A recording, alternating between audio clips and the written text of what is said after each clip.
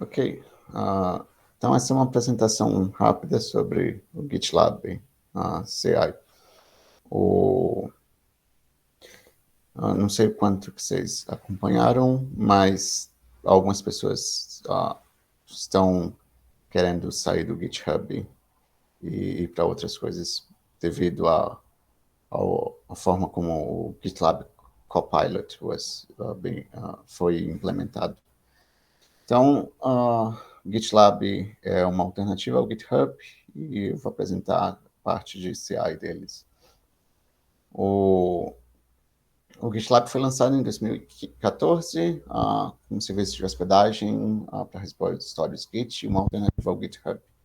O GitLab hoje é utilizado por várias empresas de softwares e um dos grandes exemplos é o GNOME, que mudou toda a infraestrutura deles para o GitLab. Para quem não tem acompanhado isso por muitos anos, a questão de colaboração por Git, você tem que incorporar contribuições ao seu projeto e é interessante verificar que as contribuições estão funcionando e nada no seu código deixou de funcionar. Essa verificação a gente chama de integração contínua.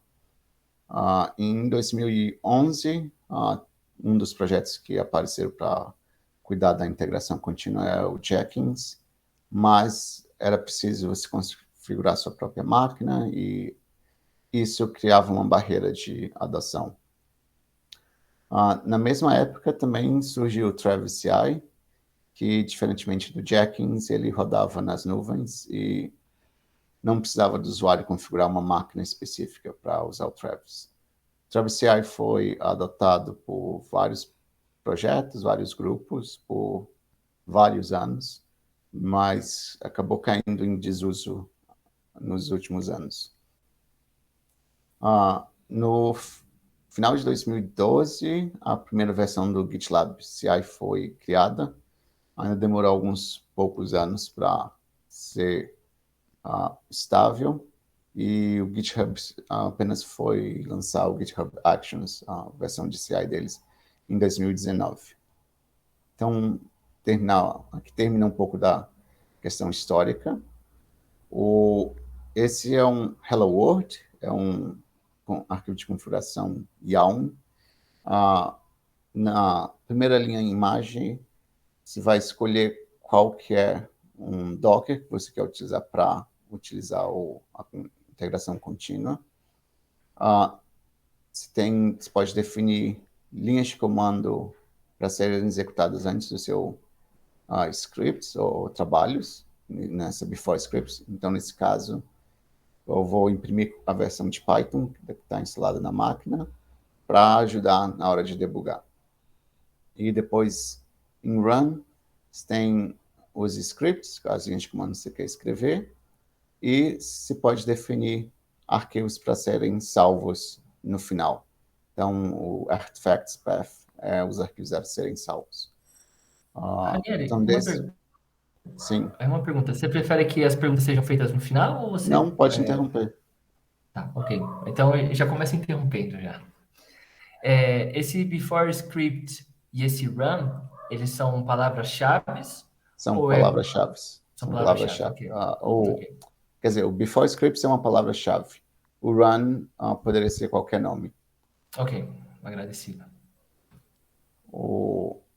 Então, se eu salvar esse arquivo e colocar num repositório do GitLab, ele vai identificar o arquivo, vai começar um processo, ele chama de pipeline, mas pela interface web você consegue verificar que ele foi adicionado na lista e que está sendo executado. Você pode pedir para acompanhar em mais detalhes o que é o processo que está sendo executado e você pode ter um log do que foi a execução do seu trabalho. E aí, como eu falei, naquele, na hora que eu imprimo a versão do Python, por exemplo, vai aparecer nesse log. E no final ele diz que o trabalho foi concluído. O Artifacts, ele vai ser disponibilizado numa área de download. Então, você pode pegar o log, por exemplo, que eu coloquei como um artefato. Então, saindo do nosso Hello World e indo para um exemplo um pouquinho maior, nesse aqui a gente tem o Before Scripts, ele vai instalar o PyTest e o Blank, e aí a gente vai ter um processo chamado Black, que vai tipo, verificar o código e vai ter um comando, também um trabalho chamado PyTest, que vai verificar o nosso código. E todos esses comandos vão ser feitos num arquivo main.py, que é um Hello World também, para o nosso caso. Desculpa interromper de novo. Daqui a pouco vocês vão me chutar da sala, né? Uma pergunta. No slide anterior, você tinha mostrado, tinha essa parte stage. Esse stage, ele tem alguma... para fazer um filtro? Ou ele é só para criar um container específico para ele? Para que serve o stage? Os stages são como se fossem passos. Então, o Black e o PyTest são trabalhos, cada trabalho é alocado em um estágio. Você pode ter mais de um trabalho no mesmo estágio. Então, o padrão é build, test e deploy.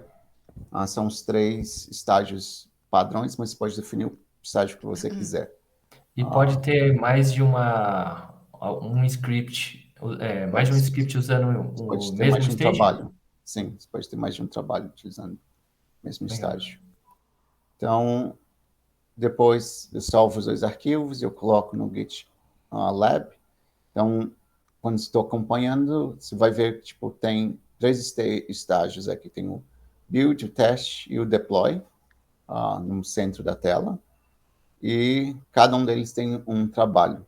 Então, no build tem blank, depois tem o PyTest, depois tem uma execução do main.py. Nesse caso, você está vendo que o build está vermelho, ele falhou. E se olhar no log, tem a instalação do PyTest do Black, e ele disse que o Black falhou por causa que um dos arquivos não passou na validação dele. Não passou pela validação por causa que estava com aspas simples e o Black requer aspas duplas. Só um exemplo de tipo, regras de estilo para validação. Então, se eu atualizar o meu arquivo main.py e atualizar ele no GitLab, aí ele vai continuar, vai reexecutar todos os testes e agora os testes vão passar. Tem um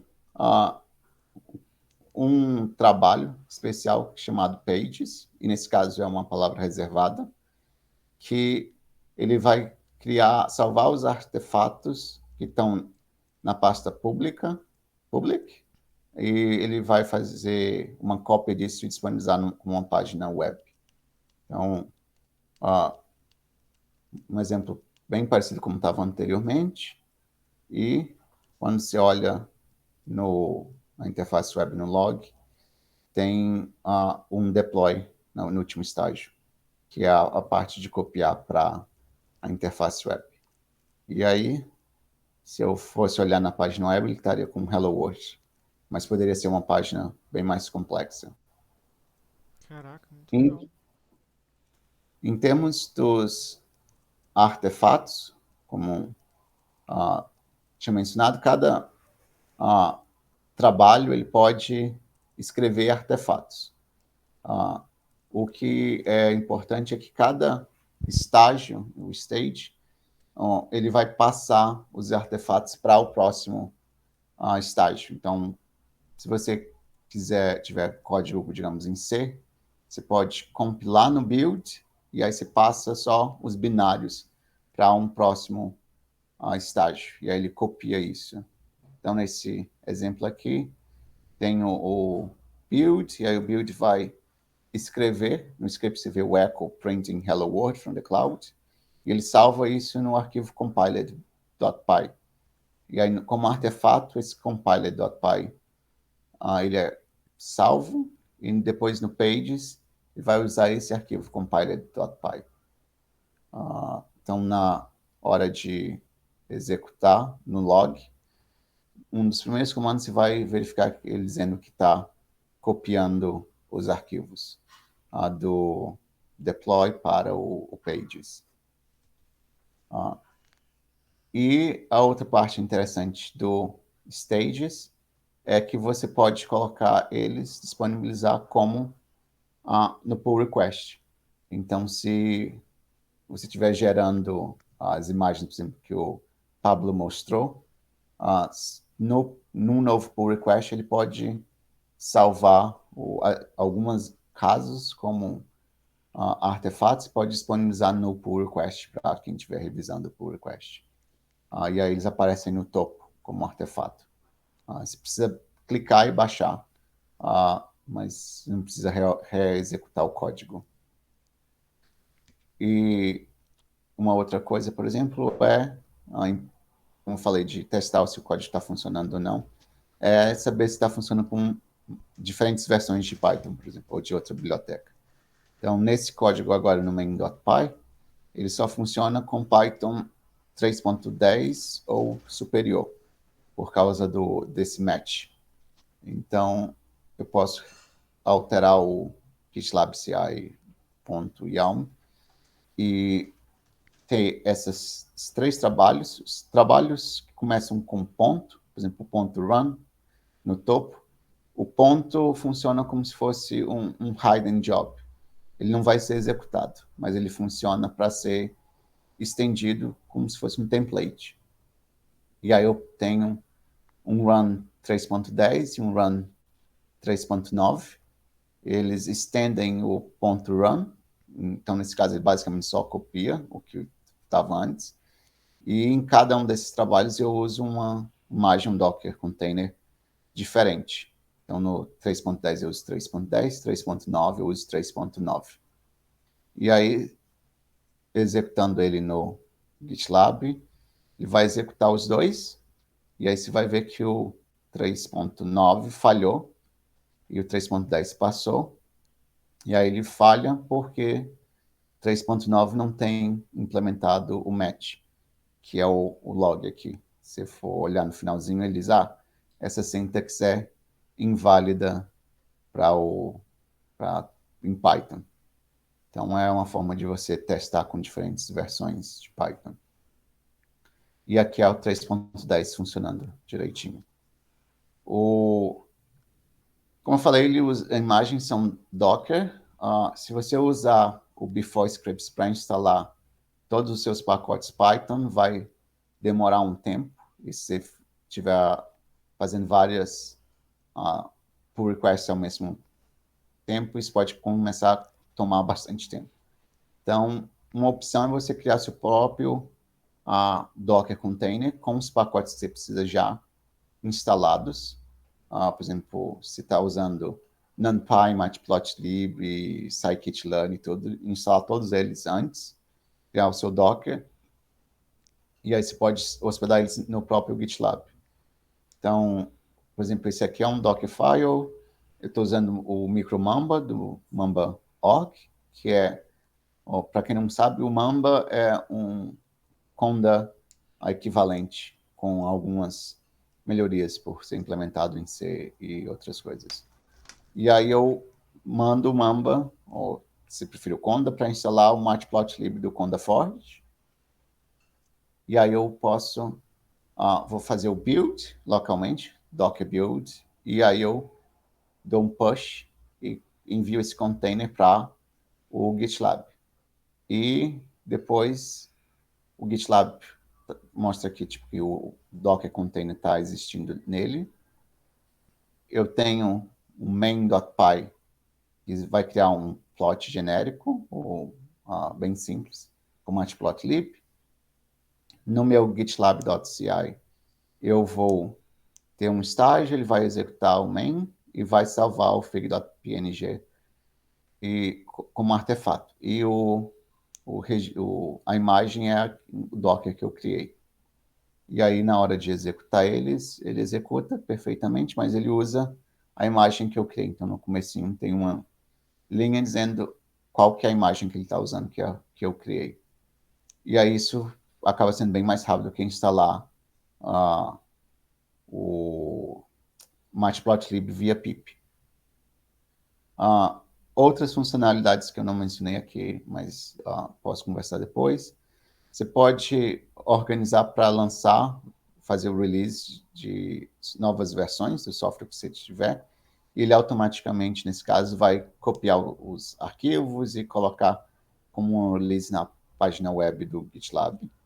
Você pode ter condicionais, eles chamam de rules, no Yelm, onde você vai definir quando e como, quando necessariamente cada coisa vai ser executada. Você pode não querer que sua CI só seja executada se específicos arquivos forem alterados. Por exemplo, você não quer que seja executado quando o README ou um arquivo de documentação foi alterado. Então, você pode colocar uma regra dizendo só eu reexecute isso quando os meus códigos .py forem alterados. Você pode definir segredos. Então, se você precisar fazer algum tipo de acesso a algum servidor, por exemplo, se você estiver testando coisas com banco de dados MySQL ou Postgre, você pode colocar uns segredos dentro do GitLab. Ele vai pegar esses segredos na hora de executar. E tem um GitLab Runner que você pode executar ele localmente. A parte do CI ele é executado local em vez de ser nas nuvens. O GitLab não tem uma loja, um marketplace, como o GitHub Actions, mas eu vejo isso como uma forma positiva porque promove a transparência no projeto. Tudo que está sendo executado, você consegue acessar. Então, só para lembrar, tem algumas pessoas querendo boicotar o GitHub. O GitLab Enterprise, que é o disponível no gitlab.com, tem vários dos mesmos problemas, mas você pode hospedar o GitLab se você quiser, ou tiver um grupo grande, você pode hospedar ele. E aqui termina a apresentação. Eu preciso fazer uma coisinha rápida e eu volto em 2 minutos. Ok, muito obrigado. Bem interessante esse tema do GitHub e do GitLab, né? Para quem não tá atento a esse problema, né? Então, o GitHub, ele criou uma solução, uma tecnologia chamada Copilot. E o Copilot, basicamente, ele usa os repositórios que estão dentro do GitHub com machine learning para aprender sobre esses códigos. E ele utiliza isso dentro da... Desculpa. Ele utiliza isso como uma forma de autocompletar um código de maneira bastante inteligente. Então, por exemplo, você vai começar um código lá em Python, def, e um nome de uma função, por exemplo, gerar invoice, por exemplo. Então, ele já, lá no modelo que ele estudou, né, que foi gerar esse modelo que ele gerou através do estudo que ele fez nos repositórios, ele vai gerar já uma função para você para gerar invoice. Então, a ideia é bem interessante. E qual é o problema, né? O problema é que ele utiliza códigos que não têm licença aberta. Então, às vezes, em alguns casos, ele pode gerar um código que seja quase 100% igual ao código original. E aí, você vai estar quebrando aquela licença sem ter conhecimento. Então, é um pouco complicado essa questão do Copilot, né? Então, como o Ranieri estava explicando, muita gente está migrando do GitHub para o GitLab, principalmente por conta dessa nova tecnologia que eles criaram chamada Copilot. Voltei. Opa! Quer acrescentar mais alguma coisa, Ranieri? Não, era isso. Pessoal que tiver perguntas sobre coisas como fazer ou tudo, eu posso responder. Eu tenho uma pergunta, aproveitando. Você tem alguma experiência com debugging no CI do GitLab? O que você diz como debugging? Por exemplo, quando o processo está executando no CI e trava algum step, tem algum step extra ali, intermediário, que pode ser acionado quando dá um failure, e você consegue entrar via SSH naquele container para testar. Não, tipo, a ideia de Continuous Integration CI, a integração contínua, não é você debugar. A ideia é só testar se o código está passando ou não. Então, se, tipo, a gente está falando de dois casos, né? Tipo, tem um caso que, por exemplo, está compilando um código C, por exemplo. E aí o GCC ou o LLVM, se está usando, ele encontra alguma coisa e diz, olha, tipo, não tá, isso não existe, não está compilando. Então ele vai dar um erro e aí o erro vai estar no log. Tipo, por exemplo, quando eu mostrei rapidamente a funcionalidade que não existe no 3.9 do Python, ele dá aquele erro normal que você encontraria no terminal seu e vai estar lá, tipo, nesse arquivo, nessa linha, essa syntax não existe e pronto. Então, esse é o tipo de erro que você vai conseguir. O outro erro de execução vai ser semelhante a tipo um erro que você tivesse quando estava executando tipo um código Python. Ele executa e aí diz, olha, tipo, você está tentando acessar esse método que não existe, ou tipo, esse arquivo não existe. E aí ele vai mostrar o mesmo erro que você encontraria no seu terminal. Em termos de debugger de execução, não, você tem que fazer na sua máquina. Dá para fazer tipo, via Docker, tipo container, localmente, mas eu não sei se vale muito a pena, depende, na minha experiência, depende do que você está fazendo de desenvolvimento. Minha experiência maior em usar tipo, Docker para desenvolvimento é tipo com coisas webs. Então tinha o servidor sempre rodando e aí configurado para recarregar o servidor tipo quando o arquivo alterava. E eu sempre usei print. Era É o a famoso forma print.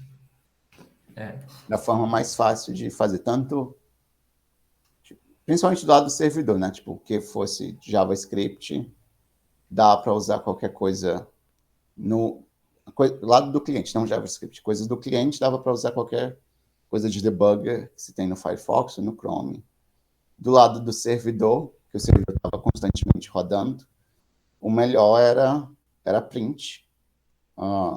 E aí colocava uns prints para saber tipo, se o argumento estava chegando, se a variável tinha aquele valor e tudo. Mas aí eu não usava CI, eu usava o CI só tipo, depois para verificar se os testes que eu tinha escrito estavam funcionando. E aí todos esses testes eram mais do lado do servidor, menos do lado do cliente, embora seja possível fazer do lado do cliente também, mas quais containers que você tem que criar na infraestrutura sua para fazer os testes? Não sei se eu te respondi.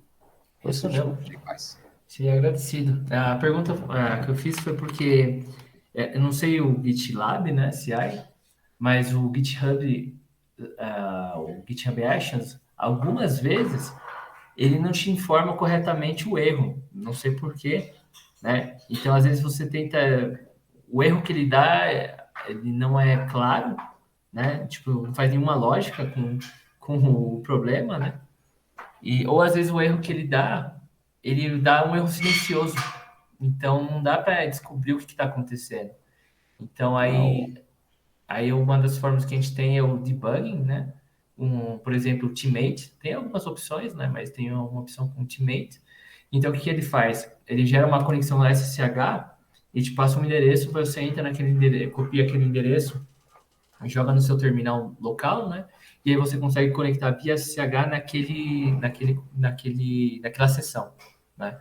E aí você executa o mesmo comando que deu erro e saiu às vezes uma outra mensagem de erro que aí sim tem mais sentido, né? Isso já passou várias vezes e é bem estranho. Então,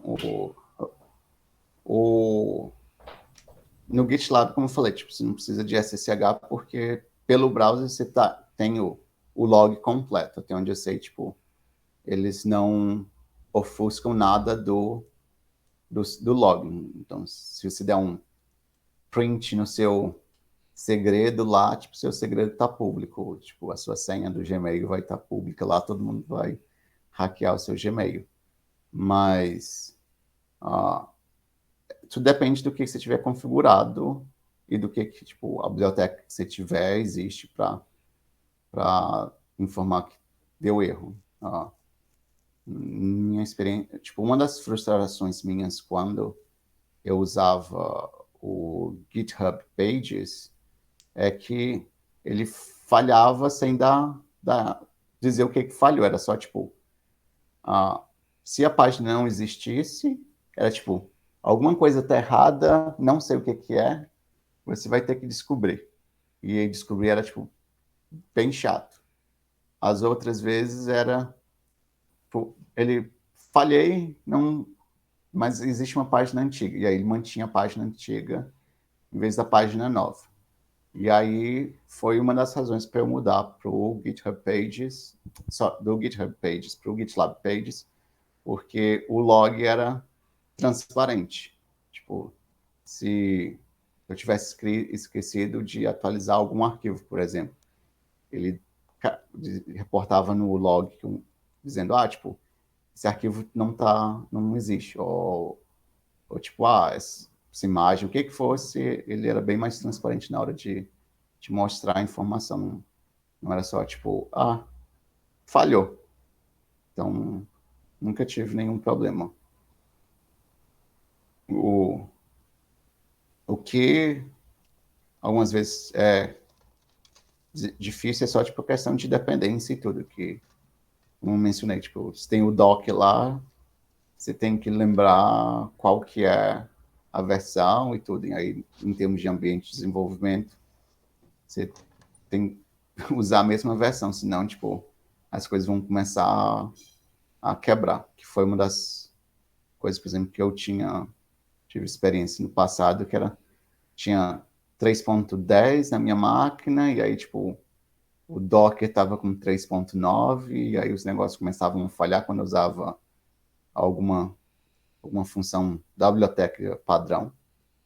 E aí depois por que isso não está funcionando? Porque, tipo, 3.10 e 3.9. Aí eu só atualizei o Docker e pronto.